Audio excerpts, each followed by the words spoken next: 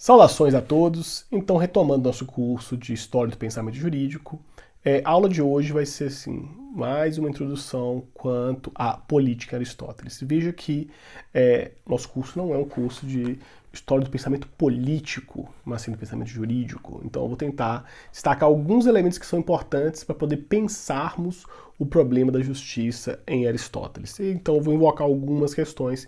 Obviamente não é um tratamento analítico da política em Aristóteles, ok? Eu destaco principalmente aqui algumas questões que são pertinentes aqui sobre o modo como Aristóteles pensava a própria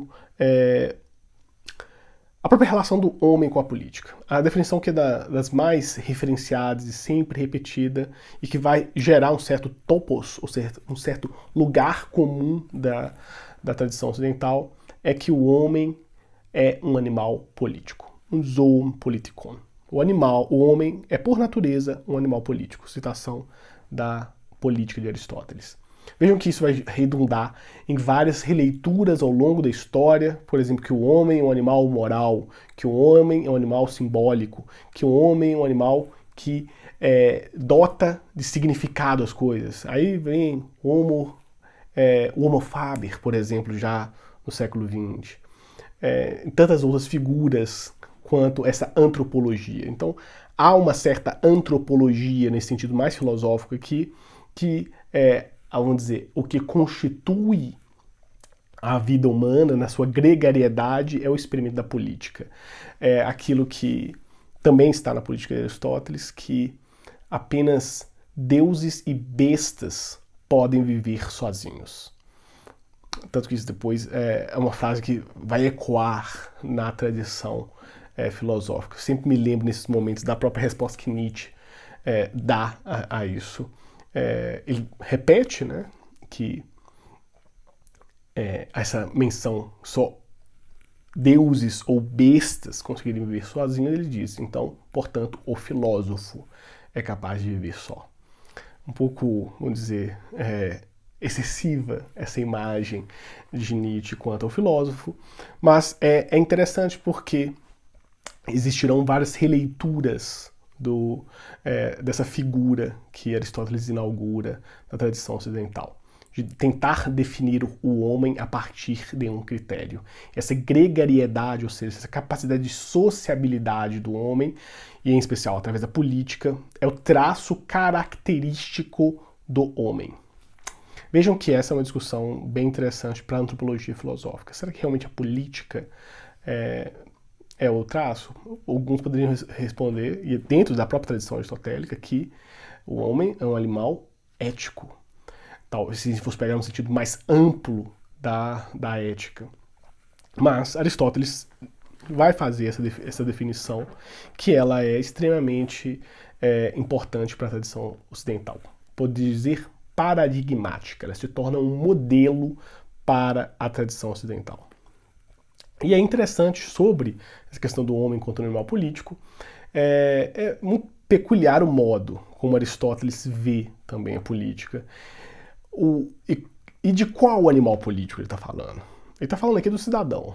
Ele está falando aqui do cidadão que, portanto, detém os privilégios dentro da polis. Isso, vejo, dentro do mundo antigo, é o privilégio dos privilégios. Apenas uma pequena camada detém a cidadania no mundo antigo. A expansão da cidadania ela é um longo processo na antiguidade. Apenas aqueles nascidos na cidade, e depois, pouco a pouco, uma certa ampliação territorial disso. Vejam que uma certa ampliação quase que universal da cidadania vai se dar efetivamente só realmente na Idade Moderna. Mas com a pretensão, por exemplo, de Caracalla, que foi imperador romano em 212, com o seu édito que expande a cidadania romana a todos aqueles residentes dentro do Império Romano. Esse, por exemplo, é um marco que, de certa forma, ecoa um conceito de cidadania que é trazido da tradição grega. Então, é importante fazer esse tipo de destaque. E vejam que, na própria política de Aristóteles, estrangeiros e comerciantes estão excluídos do critério de cidadania da política. É interessante pensarmos, e isso está relacionado com a nossa primeira aula sobre a introdução de Aristóteles. Aristóteles é um autor que pensa a política, isso é uma passagem da política, que qual é o tamanho ideal da polis? Esse é um questionamento que está dentro da política. Qual é o tamanho ideal da polis? Que seria que você subisse do ponto mais alto, da colina mais alta da polis, e olhasse no horizonte. Aquele seria o tamanho ideal da polis. Isso é interessante porque Aristóteles pensa a polis de um modo extremamente local. Não há nenhuma unidade territorial ampla, como, vamos dizer, dos grandes impérios, como já existiam na Pérsia, ou mesmo exemplo do Império Egípcio. Aristóteles está pensando em uma circunscrição territorial muito pequena da cidade-estado. Ele sequer percebeu, vamos dizer, ou pelo menos percebeu, obviamente que percebeu, porque ele estava dentro do Império Macedônico, né, dentro do Reino Macedônico. O Império vai se tornar depois com Alexandre, mas dentro do Reino Macedônico. De pensar ordens políticas muito mais amplas do que a polis. E é claro, vejam que o rei de polis aqui, é lógico que está colocando aqui desse limite territorial, mas a própria polis possuía vínculos com colônias, suas próprias colônias, outras parcerias, de laços de tradição. Então, é lógico que há uma conexão política grande, mas Aristóteles fala, o tamanho ideal utiliza essa referência do horizonte. Isso é interessante para a gente poder pensar também que o próprio horizonte de Aristóteles sobre certas questões, ele estava dentro do seu tempo. Então ele não vai pensar um conceito de cidadania universal. Ele não vai pensar um conceito de cidadania que é atribuído a todos.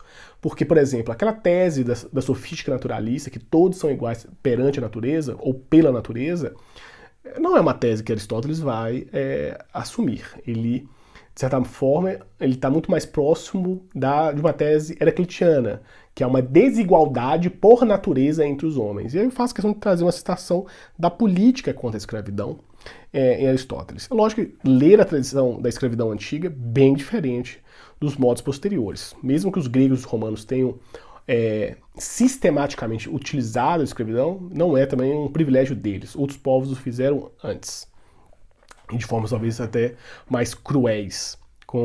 Mas vejamos aqui, sem juízo de valor, o modo como Aristóteles coloca, e vejam que como ele é filho do seu próprio tempo. Citação da política. Há uma espécie humana de indivíduos tão inferiores a outros como o corpo o é em relação à alma. Ou a fera ao homem. São os homens nos quais o emprego da força física é o melhor que deles se obtém. Partindo dos nossos princípios, tais indivíduos são destinados por natureza à escravidão.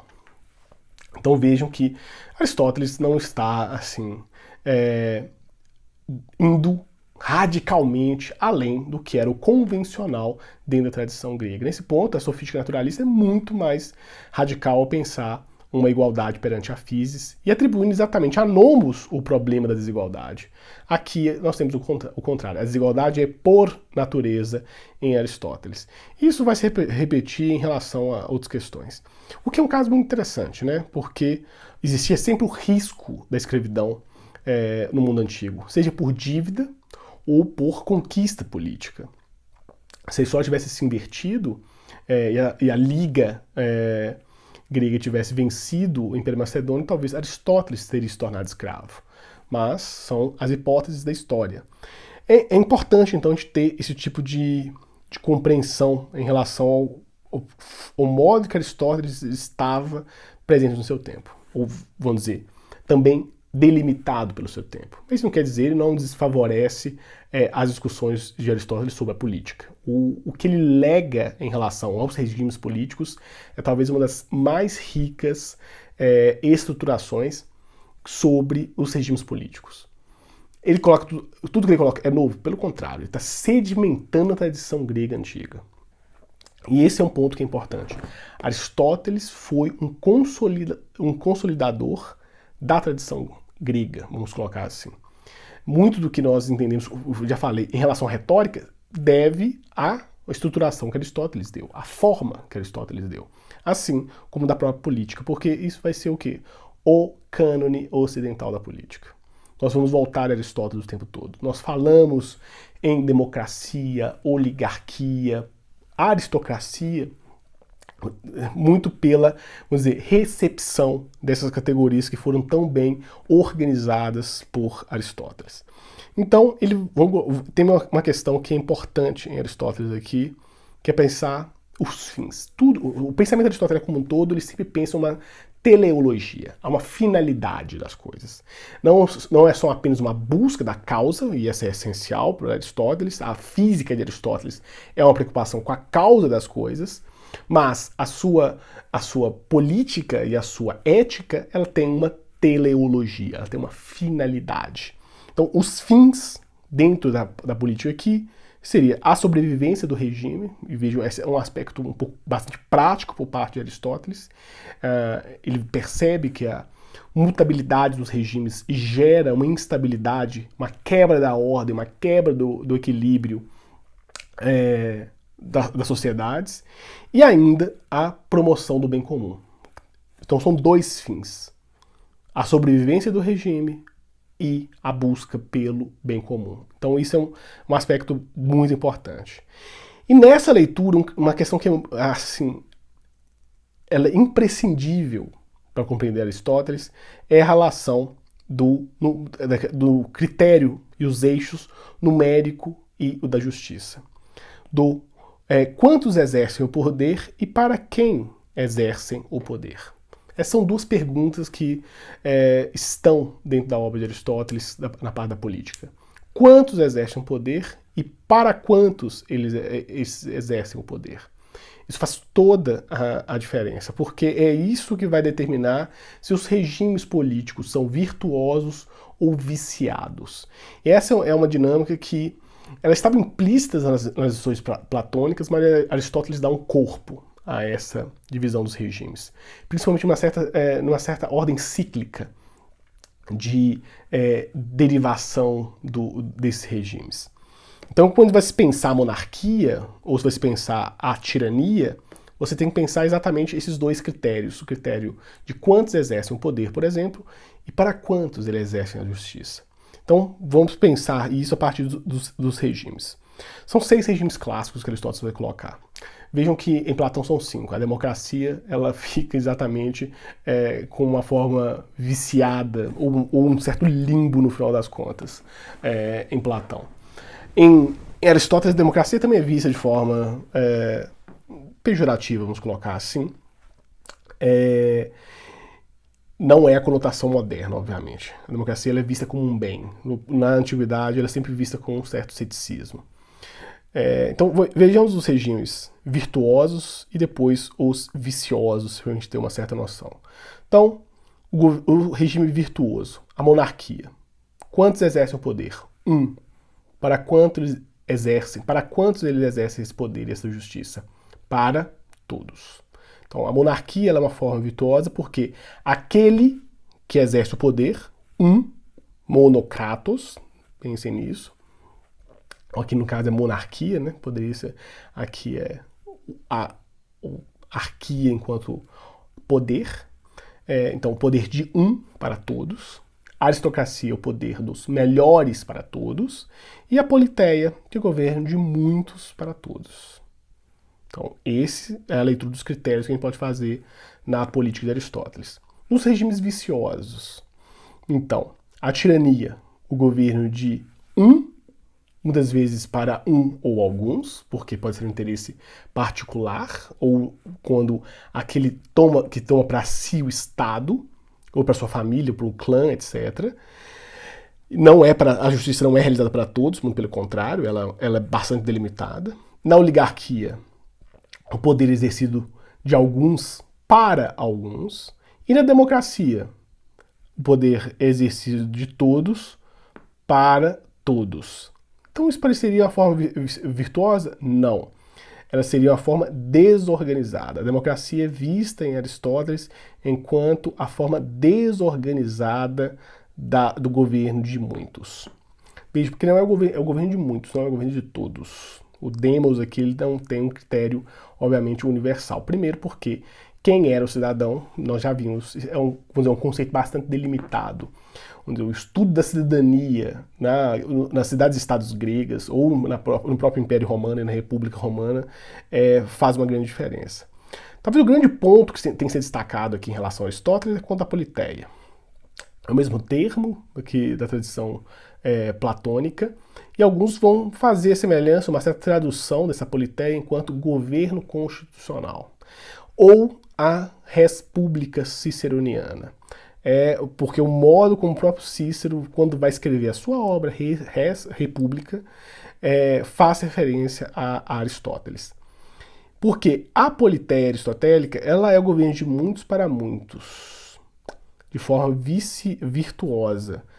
E o ponto aqui que é o interessante é o modo como as respostas dadas pela Politeia elas serão adequadas em juízos práticos específicos para a manutenção do regime e a justiça que vai ser realizada. Então, há um destaque, e vejam que Aristóteles fez um estudo empírico disso de acordo com a doxografia, que ele coletou todas as constituições gregas. Vejam, é lógico que quando se fala constituição grega, é muito diferente do contexto moderno. Ela não é um documento escrito que vai, por exemplo, fazer divisão de poderes ou de funções, quais são as competências. Não, ela é muito mais um ato fundador muito básico, pelos fragmentos que chegaram das legislações, por exemplo, de Esparta ou da própria Atenas com Solon, são textos fundantes. Se pegasse, por exemplo, um exemplo quase que contemporâneo a Aristóteles, que seria a lei das 12 tábuas já do mundo romano, não é um caráter de constituição no sentido moderno, é bastante distante. Ela está colocando assim, as convenções básicas daquela ordem política.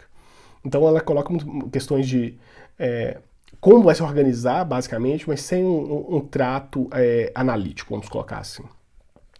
Mas a Politeia acaba sendo a forma que talvez esteja mais privilegiada dentro da política de Aristóteles. E aí existe uma relação entre esses regimes de governo virtuosos e viciados.